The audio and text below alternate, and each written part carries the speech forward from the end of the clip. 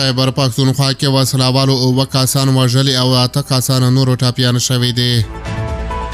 سلامونه ستړي مشه، وخت مو په خیر، پام وکړئ د ایران ټي وي یوټیوب چینل څخه تازه او مهم خبر ته.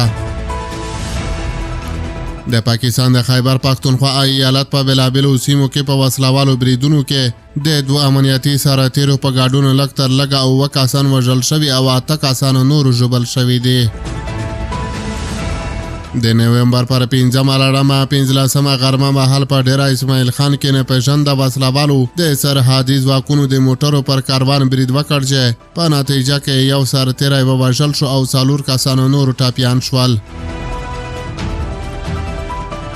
بلخوا په کورمه کې د وسلوالو په برید کې 2 کسان وژل شوي او یو بل ژوبل شوی دی. پولیس وایي چې وسلوالو د نومبر پر 15 ماسپښین مهال په بګنه سیمه کې لا پېښوره د پړچینار پر لور تلونکو 2 مسافر وړونکو موټرو برید وکړ چې په نتیجه کې 2 کسان ووژل شول او یو بل ژوبل شو.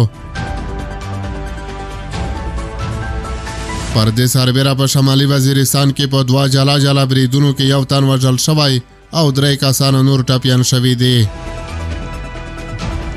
پاکستانی پولیس وایي چې د نومبر پر 15 ماښام مهال نڅرګنده وسلوالو په میرلي کې یو ځایي تن په هدفي برید کې وواژه او وروسته وتښتېدل. تر دې وړاندې د نومبر پر 14 مخصوصاً مهال ناپېژانده وسلوالو د تیلو او ګازو شرکت پر کارکوونکو برید وکړ او 3 کسان یې ټپیان کړل. بلخوا په جنوبي وزیرستان کې په وسلواله برید کې یو پولیس او 2 ولسي وګړي وژل شوي دي. د وړنا پولیسو یو مشر امین وزیر ویلي دي چې د نومبر پر 14 مخصوصاً مهال په اعظم ورسکه سیمه کې نڅرګنده وسلوالو یو موټر په راکټ وویشت چې په نتیجه کې یو پولیس او 2 عام وګړي ووژل شول. تر اوسه د دې بریدونو مسؤلیت چا نه دی منلی. بلخوا پوځ او پولیسو ویلي چې د لاټون عملیات یې پیل کړي او هڅه کوي چې بریدګر ونیسي. خو ځایي فعالان پر امنیتي ځواکونو او حکومت نیوکې کړي چې د امنیت په ټینګولو کې پاتې راغلي دي.